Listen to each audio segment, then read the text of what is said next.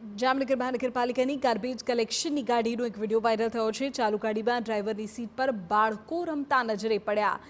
જીજી hospital પાસે ચાલુ વાહનમાં નાના બાળકો રમતા દેખાયા હતા। જાગૃત નાગરિકે આ વિડીયો બનાવીને વાયરલ કર્યો છે।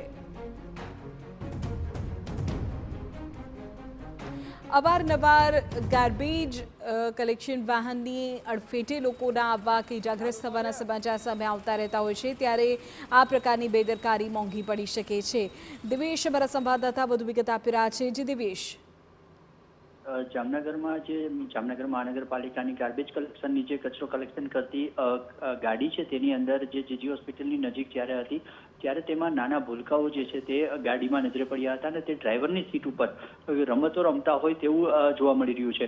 ત્યાંથી પસાર થયેલા એક જાગૃત નાગરિકે આ વિડીયો ઉતાર્યો હતો અને તેને સોશિયલ મીડિયામાં વાયરલ કર્યો છે।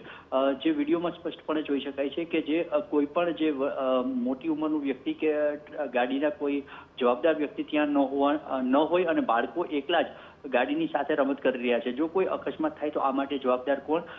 એવા પણ બનાવ કોઈ અકસ્માત પણ થઈ શકે છે, પરંતુ જે ગાર્બેજ કલેક્શનની જે ગાડી છે તે અકસ્માત તો નાના મોટા બનતા અવારનવાર સામે આવતા હોય છે, પરંતુ ગંભીર પ્રકારની બેદરકારી પણ આ વિડીયો મારફતે જોવા મળી રહી છે। બિલકુલ દિવેશ, આભાર તમામ માહિતી બદલ।